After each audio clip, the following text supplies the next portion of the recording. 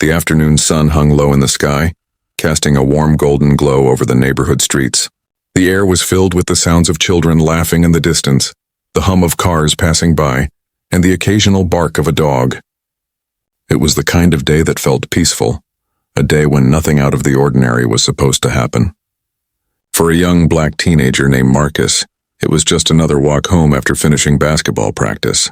His backpack was slung over one shoulder, and his sneakers squeaked softly with every step as he made his way down the sidewalk. Marcus was tired but happy. He had spent the afternoon shooting hoops with his friends, running drills, and practicing his jump shot. Basketball was his favorite escape, the one thing that made him feel completely alive. With his headphones on, he was lost in the rhythm of the music, the lyrics blending with his thoughts as he thought about his future. He dreamed of one day playing for a college team, maybe even making it to the big leagues. But for now, his world was simple: get home, grab a snack, and maybe relax with a video game before starting his homework. The houses he passed looked quiet and calm, their lawns freshly cut, mailboxes standing neatly in a row. To Marcus, it was just another neighborhood. He didn't think much about who lived there or what they might think of him. He was simply a kid on his way home, his mind focused on the beat of the music in his ears. He hummed along quietly, not noticing that his presence had caught someone's attention. A white woman stood near the window of her home, watching Marcus walk past. To her, this wasn't just a teenager strolling after practice. She saw something else, something shaped by her fears and biases. She noticed his skin color before anything else. She didn't see the sweat on his forehead from hours of practice or the way he clutched his backpack like any other student would. Instead, her mind quickly filled with suspicion, questions, and judgments. Who was he? Why was he in her neighborhood? Did he belong here? These thoughts clouded her judgment, turning a perfectly ordinary sight into something she believed was threatening. Meanwhile, Marcus had no idea that eyes were on him. He adjusted his headphones and skipped to the next song, smiling to himself as he remembered a funny joke his friend had told at practice. He kicked at a small pebble on the ground, watching it bounce ahead of him, and quickened his pace as he thought about the cold drink waiting for him at home. To him, the day was as normal as it could be. The woman's gaze, however, grew sharper. She stepped closer to the window, her mind replaying news stories and rumors she had heard. In her world, a young black teen walking through her neighborhood was not simply a student heading home. It was a possible danger. She ignored the innocence in his walk, the way he kept to himself, and the fact that he hadn't even looked at a single house. She didn't see Marcus as a child. She saw him through the lens of fear and stereotypes, and her heart began to race. Marcus crossed the street, adjusting the strap on his backpack. A car drove by slowly, and he gave a quick nod to the driver, the polite gesture his mother had taught him since he was small. Respect everyone, she always said. Be kind, no matter who it is. That lesson was stitched into his heart, and it guided him every day. He didn't know that in just a few minutes his mother's lesson about respect and kindness would be put to the ultimate test. The woman finally stepped away from her window and grabbed her phone. Marcus, still lost in his music, had no idea that she was dialing the police. He didn't know that his quiet, ordinary afternoon walk home would soon turn into something much larger, something he would never forget. Every step he took seemed so normal to him. He thought about the homework he still had to finish, the message he wanted to send his best friend, and whether his mother had cooked his favorite dinner. His life was filled with the thoughts of any ordinary teenager. But the woman across the street was seeing an entirely different story unfold. A story created not by Marcus's actions but by the color of his skin. The sky began to shift, turning from golden to orange as the sun dipped lower. Shadows stretched across the pavement, and Marcus continued walking, completely unaware of the storm about to break. For him, this was just another peaceful day, another moment of freedom after practice. But for the woman, her mind was made up. This was not an ordinary afternoon at all. She believed something was wrong, and she was determined to act on it. The contrast between the two worlds, the innocent reality of Marcus and the suspicious imagination of the woman, was striking. One lived in peace, enjoying the simple joys of youth. The other lived in fear, clouded by prejudice and misunderstanding. Neither of them knew that their paths were about to collide, setting the stage for a powerful confrontation that would reveal much more than either expected. The woman's curtains swayed gently as she peered through the window, her eyes narrowing on the figure walking down the street. It was Marcus, just a teenager heading home. But in her mind, he became something entirely different. She pressed her lips together tightly, her heart beating a little faster as though she had uncovered a secret threat no one else noticed. The street was calm. A delivery truck rumbled away in the distance, and a couple of kids rode their bicycles past with bursts of laughter. Nothing about the moment was unusual. Yet the woman's mind worked against her, twisting what was ordinary into something suspicious. She noticed the color of Marcus's skin before anything else, and instead of seeing a boy in sneakers and a backpack, she saw an outsider. She saw trouble. Her thoughts spiraled quickly. Why is he here? Who does he belong to? What if he's planning something? She didn't stop to ask herself why a teenager walking home should concern her at all. She didn't consider that maybe he lived nearby, or that maybe, just like her, he was someone's child coming back after a long day. In her world, his presence needed an explanation, and because she didn't have one, she replaced it with fear. Marcus, meanwhile, strolled forward without a single worry. His headphones buzzed with a beat that carried him forward, his head nodding slightly to the rhythm. The woman didn't hear the music. She didn't see his playful kick at a loose pebble on the ground. She missed the softness in his face that revealed how young he truly was.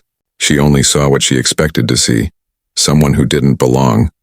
The power of suspicion is strange.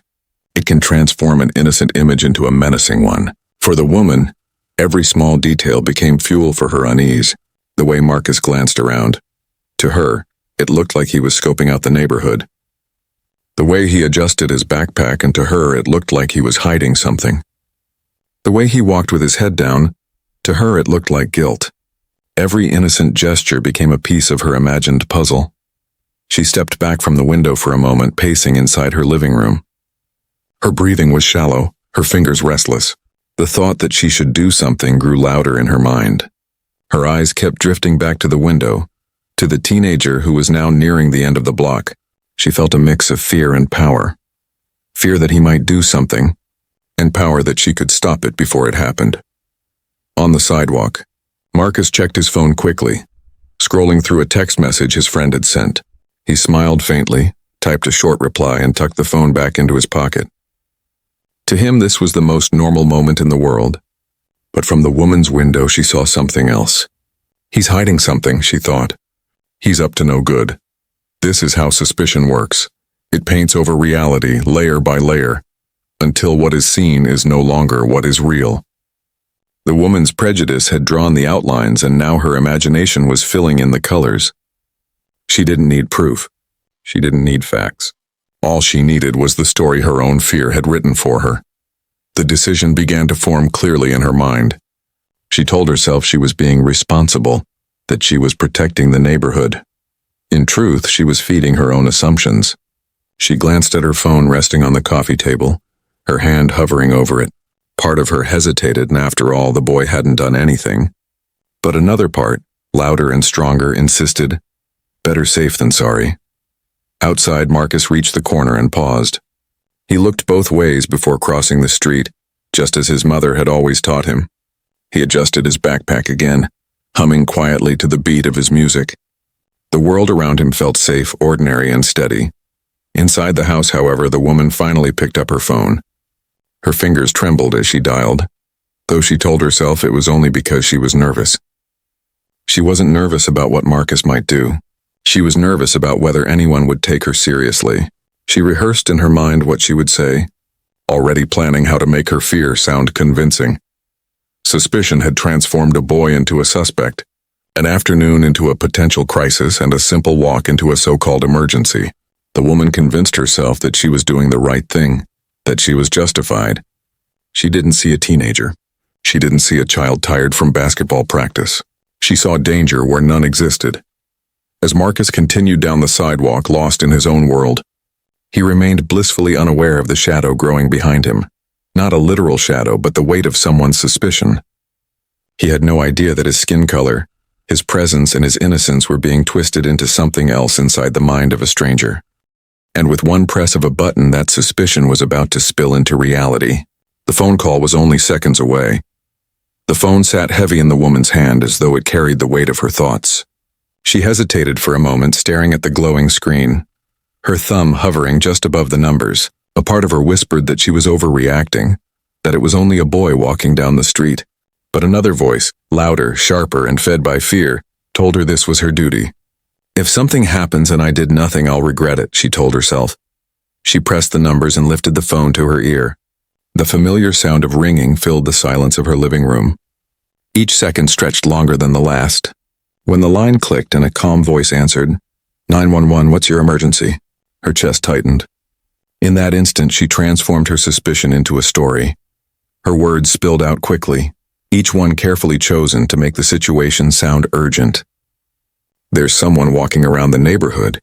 He looks suspicious. I don't think he belongs here. She glanced back at the window, watching Marcus adjust his backpack again. Yes, he's young, maybe a teenager, but I don't know what he's doing. He's just hanging around looking at houses. The operator asked for details, and the woman's tone grew more certain with every word. Fear has a way of shaping stories, and the more she spoke, the more she convinced herself that she was right. She described Marcus's clothes, his movements, and even the simple fact that he was walking alone. What to her was an everyday sight had now become a threat that needed immediate attention. Marcus, unaware of the call, was only a few blocks from home. He scrolled through his playlist, switching songs, and nodded to the beat as his steps fell into rhythm. A bird fluttered from a tree nearby, making him look up for a moment, and he smiled. Life felt light in that instant. He had no idea that on the other end of a phone line, his presence was being reported as a problem. Back inside, the woman's voice dropped lower, tinged with urgency. Please send someone quickly, she insisted. I just don't feel safe. The truth was, she was completely safe.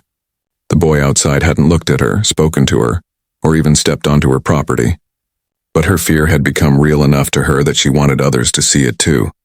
And once the words were spoken into the phone, there was no taking them back. The operator assured her that officers were on their way. The woman's shoulders loosened slightly, a strange relief settling over her. She believed she had done something responsible, something her neighbors would thank her for. She put the phone down slowly, her eyes still fixed on Marcus as though she were watching a scene from a crime drama. Meanwhile, Marcus paused at the corner, pulling his water bottle from his bag and taking a long drink. The cool water refreshed him, easing the heat of the afternoon sun. He wiped his forehead with the back of his hand, adjusted his headphones, and kept walking. To him, nothing had changed. To him, the afternoon was still ordinary, but with one call, the woman had already rewritten the script. Police cars were now headed toward the neighborhood, lights waiting to flash, radios waiting to crackle with updates. The simple walk of a tired teenager was about to be framed as a case, a response, an incident. The irony was painful. The boy's life at that moment was filled with dreams of his future.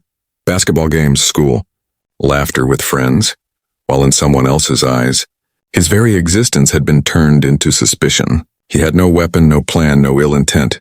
The only thing he carried that mattered in this story was his skin color. Inside her house, the woman paced, peeking through her blinds every few seconds. She rehearsed in her mind what she would say when the officers arrived. She imagined herself as the watchful neighbor who had caught something before it happened. She didn't realize how fragile and dangerous her assumptions truly were. She didn't realize that a single call could change the course of someone's life forever. And so the phone call ended, but its echo carried forward. It traveled through police radios. It rode with the officers speeding toward the neighborhood, and it hovered invisibly above Marcus as he walked. He didn't hear it, but its presence was already wrapping around him, pulling him into a situation he never asked for. For Marcus, this was still just a sunny walk home. For the woman, it was the climax of her imagined story. For the officers, it was a new call waiting to be answered. What none of them knew yet was how drastically the paths of these three lives were about to collide. The phone call, short as it was, had set everything in motion. Marcus noticed the sound first.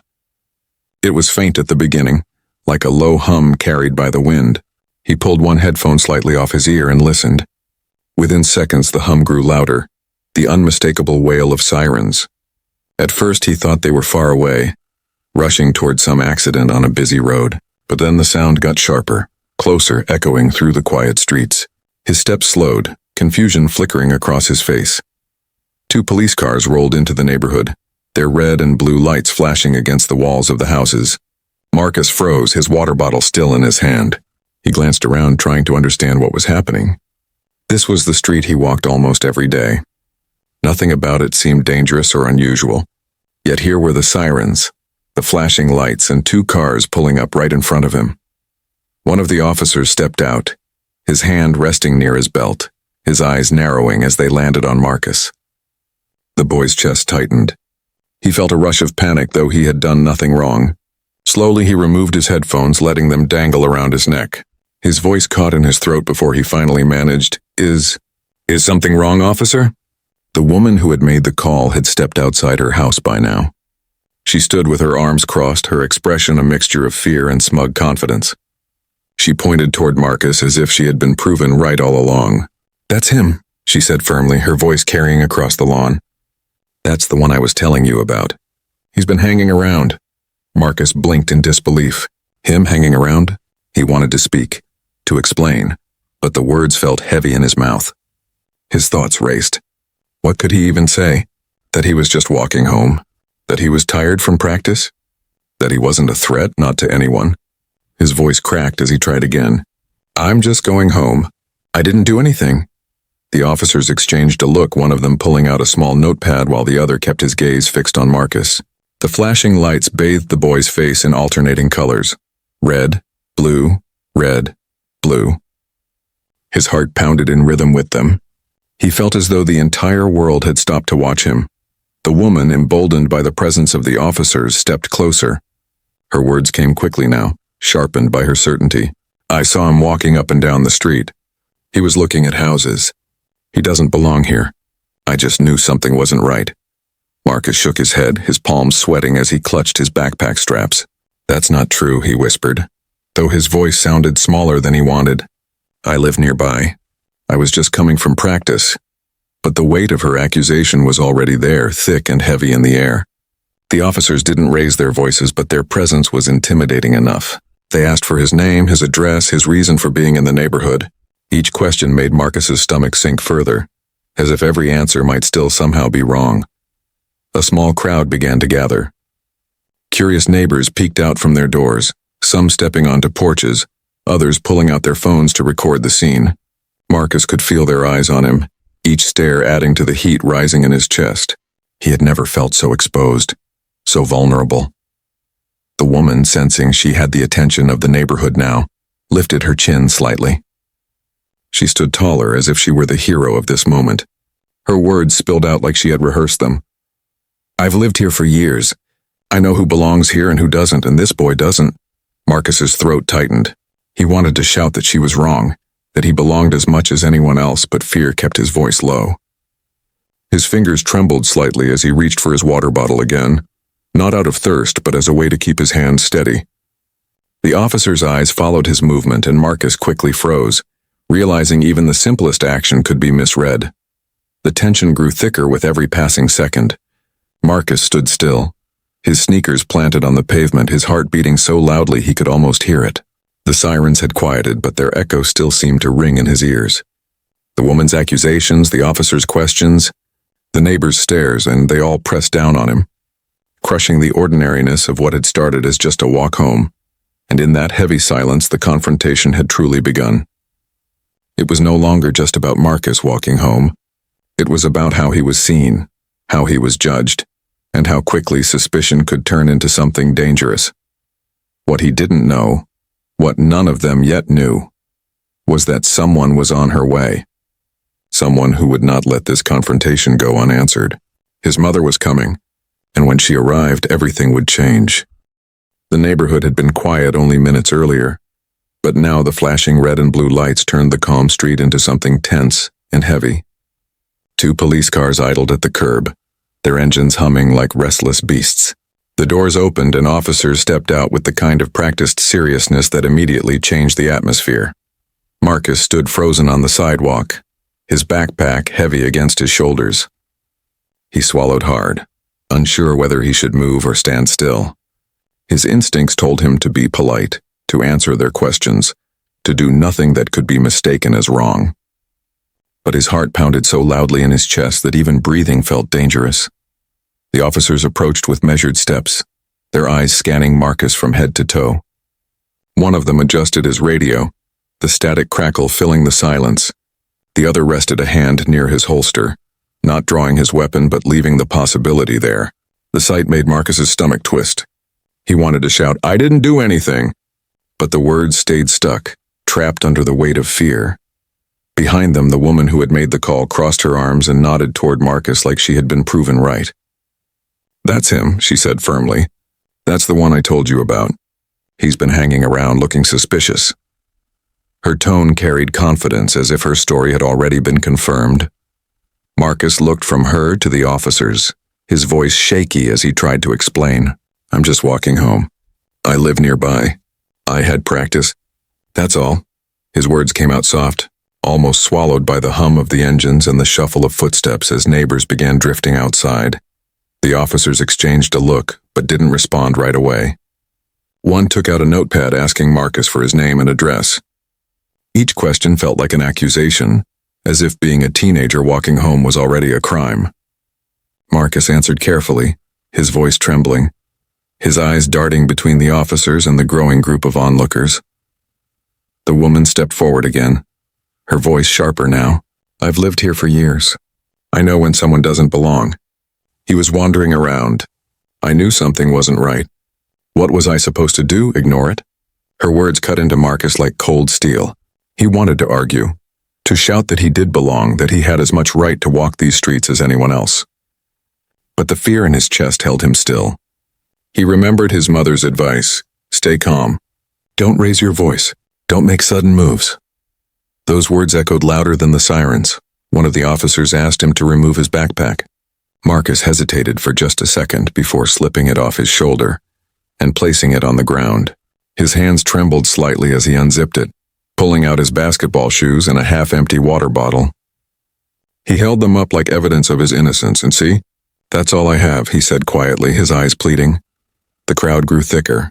Some neighbors filmed on their phones, their screens glowing like tiny spotlights. Others whispered to each other, unsure what to believe. To Marcus, every phone felt like another set of eyes, another weight pressing down on him. His chest tightened with the realization that his simple walk home had turned into a scene for everyone to watch. The officers softened slightly when they saw the contents of his bag, but they didn't back down completely. One scribbled notes while the other asked more questions. Where he was coming from, why he was on this particular street, whether his parents knew where he was. Each question felt more insulting than the last.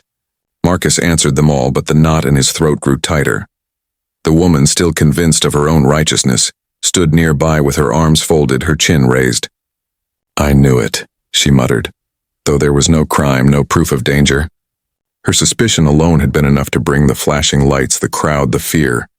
Marcus lowered his eyes, his body stiff, his mind spinning.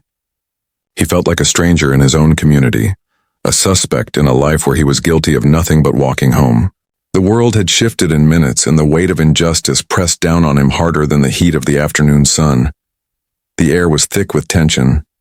The officers weren't shouting, but their authority filled the space like a wall Marcus couldn't climb. The woman's stare burned into him, and the neighbors' murmurs made his skin prickle. His whole body felt small, trapped, and cornered. What Marcus didn't know was that someone very important was on her way, someone who had raised him to hold his head high, to never let anyone take away his dignity. His mother was already close, unaware of the storm that was waiting for her arrival. The police had come. The crowd had gathered. The accusations hung in the air like smoke that refused to clear.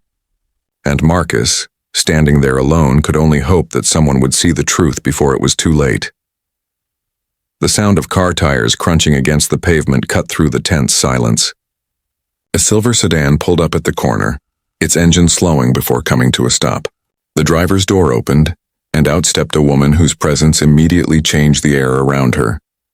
She moved with purpose, her eyes sharp and searching, until they landed on the boy standing surrounded by flashing lights and uniformed officers.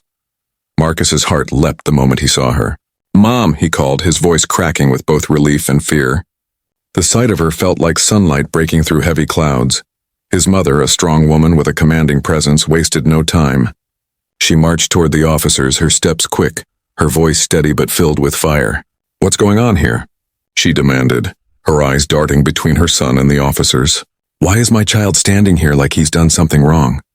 The officers shifted uncomfortably. They weren't used to being challenged so directly, especially not with such confidence. One of them cleared his throat. "Ma'am, we received a call about suspicious activity in the neighborhood. We're just checking things out." "Suspicious activity," she repeated, her voice rising. She turned to Marcus, her hand resting on his shoulder protectively. "This is my son. He was walking home from basketball practice. Look at him. He's a child, not a criminal." Her eyes narrowed, locking onto the woman who had made the call. The caller froze under the mother's gaze. For the first time that afternoon, she looked uncertain. Her crossed arms loosened slightly and she shifted her weight nervously. I thought he was hanging around. He didn't look like he belonged." "Didn't look like he belonged?" the mother repeated sharply. "And what exactly does someone who belongs look like? Because to me he looks like a boy who lives here, who studies here, who works hard and comes home tired after practice." Her words carried power, each one slicing through the silence like a blade. The neighbors who had gathered murmured softly, some lowering their phones, others glancing at one another with guilt or discomfort. The crowd could feel the shift. This was no longer just about suspicion. This was about truth, about justice, about a mother refusing to let her child be treated like less. Marcus stood close to her, his small frame pressed against her side. For the first time since the sirens had arrived, he felt safe. Her presence gave him strength. The trembling in his hands began to fade. His mother's voice carried everything he hadn't been able to say, the frustration, the fear, and the demand for dignity. One of the officers tried again, his tone softer now. "Ma'am, we're only here because we were called. We're just doing our job, doing your job," she shot back. "Your job is to protect, not to harass innocent children. If you looked at him, really looked at him, you'd see he's no threat. He's carrying basketball shoes, not weapons. He's carrying dreams, not danger. And yet here he stands, treated like a suspect because of the color of his skin." The words hung heavy in the air. No one moved. Even the flashing light seemed to dim in comparison to her voice. The woman who had made the call tried to speak again, her words stumbling. I didn't mean, I just thought," but the mother cut her off, her eyes burning with both anger and sadness. "You didn't think at all. You judged. You saw my son and imagined a threat. You called the police because of your fear, not his actions. Do you understand what could have happened here? Do you understand the risk you put him in with one careless phone call?" The caller's face paled. She had no answer. Her arms hung loosely by her sides, her earlier confidence gone. Marcus looked up at his mother, pride swelling in his chest.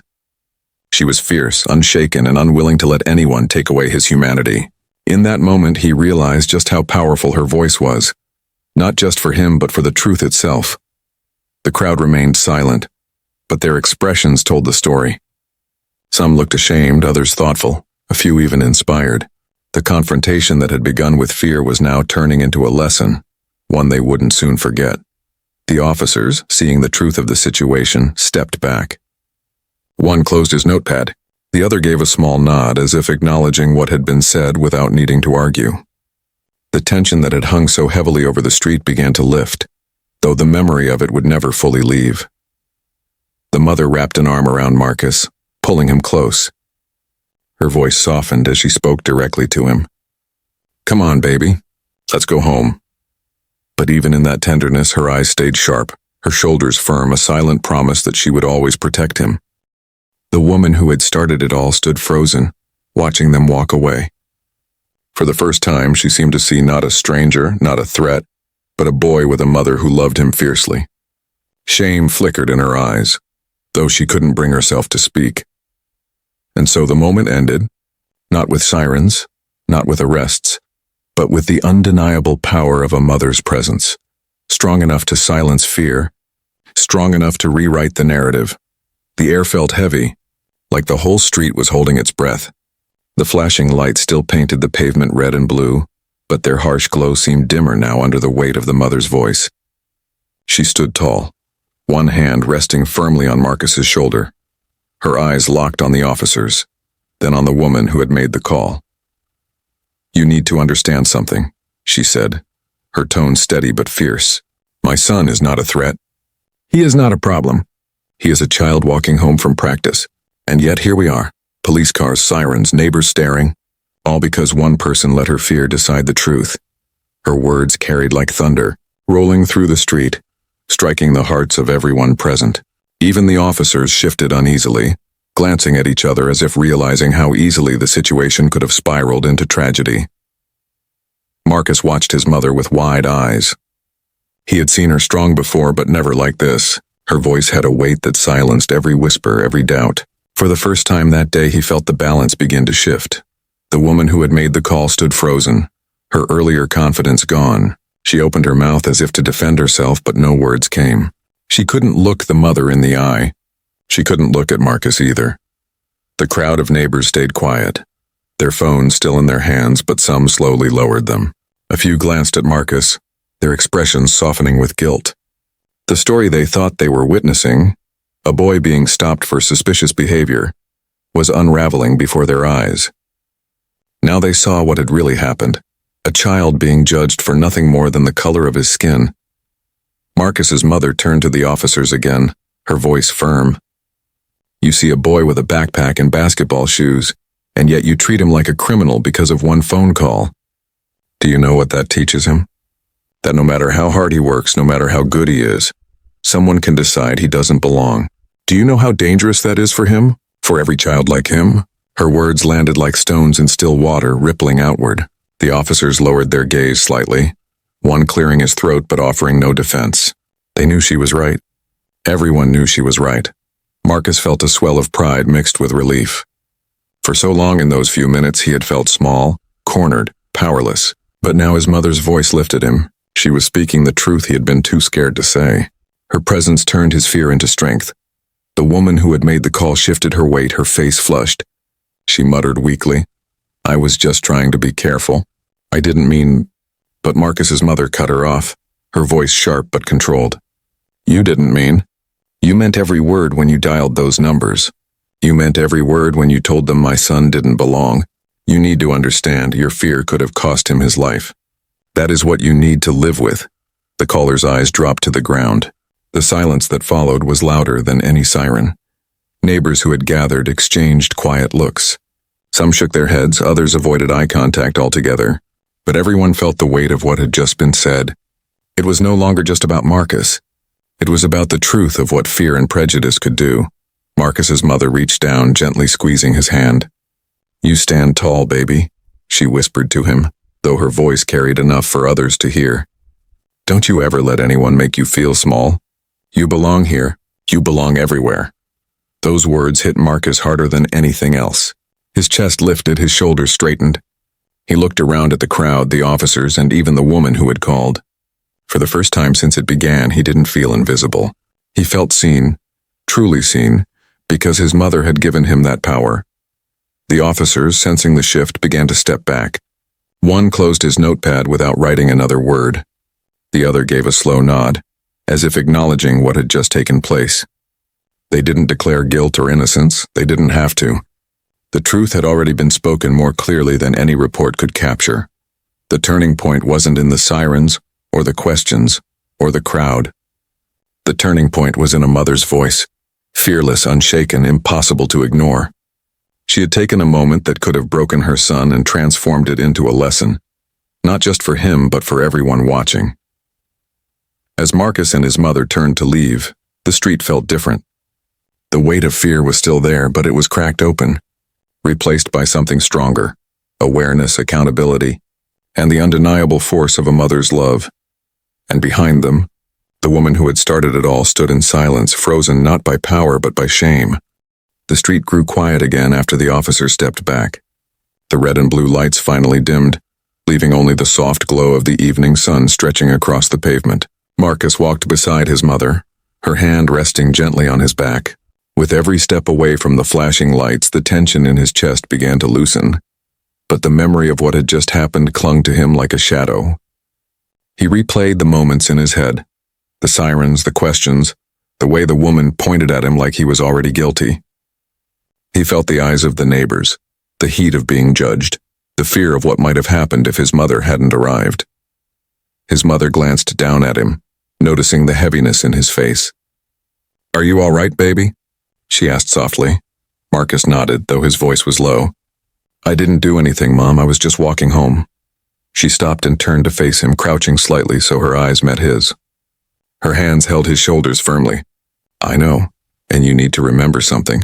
What happened today was not your fault. You did nothing wrong. Sometimes the world will try to tell you that you don't belong, but you do. Never forget that. Her words sank deep into him, stronger than any fear. She wasn't just speaking to calm him in that moment. She was giving him something to carry for the rest of his life. Behind them, the woman who had made the call still stood frozen on her lawn. She didn't speak. She didn't move. The weight of her actions hung heavy in the air. For the first time, she seemed to see Marcus not as a shadow, not as a stranger, but as a boy, someone's son, someone's child, someone who deserved to be safe. The neighbors, too, had learned something that day. Some slipped quietly back into their homes, no longer eager to film or gossip. Others lingered, their eyes lowered in shame. What had begun as a spectacle ended as a mirror, forcing them to see how quickly fear could turn into injustice. Marcus and his mother walked on, their steps steady, their heads held high. Each step was more than just a walk home now. It was a statement. They were leaving behind a scene of ignorance, carrying with them the power of truth. For Marcus, the lesson was painful but unforgettable. He realized how easily his innocence could be questioned, how quickly suspicion could change his life. But he also realized something stronger, that he had a voice through his mother, and one day he would have his own. For his mother, the lesson was not new, but it was clear. She had always known the world would judge her son unfairly. She had always known that fear and prejudice were dangerous. But this moment showed her that her voice, fierce, steady, unshaken, could cut through the lies. And she promised herself she would never stop using it. For the woman who had made the call, the lesson was the hardest. Her fear had exposed her prejudice. Her phone call had almost created a tragedy. She could no longer hide behind excuses like, "I was just trying to be careful." She had to face the truth, that her actions came from assumptions, not reality. And though shame weighed on her shoulders, the lesson would stay with her forever. The street slowly returned to normal. The hum of crickets replaced the sirens, and the soft glow of porch lights flickered on as dusk settled in. But for everyone who had witnessed the confrontation, nothing was truly the same. The image of a boy standing alone under flashing lights, accused for nothing more than his skin color, would not fade easily. As Marcus and his mother finally reached home, she unlocked the door and guided him inside. The familiar smell of dinner cooking in the kitchen greeted them, and for a moment the warmth of home wrapped around them like a blanket. Marcus sank into the couch, letting out a long breath. His mother sat beside him, placing an arm around his shoulders. "You're strong," she whispered, "stronger than you even know. And the world is going to see that one day. Don't let today break you. Let it build you." Marcus leaned against her, her words filling the spaces where fear had been. He knew he would never forget the sirens, the stares, the questions, but he also knew he would never forget the way his mother had stood up for him, fierce, fearless, and unshaken. And that was the lesson the world needed too, that love is louder than fear, truth is stronger than lies, and one voice, clear and brave, can turn the tide of any story. The woman across the street closed her blinds quietly. The crowd disappeared and the night returned, but the lesson remained, carved into the memory of everyone who had seen it. What had begun as an ordinary afternoon ended as a reminder. Suspicion divides, but courage and truth can heal.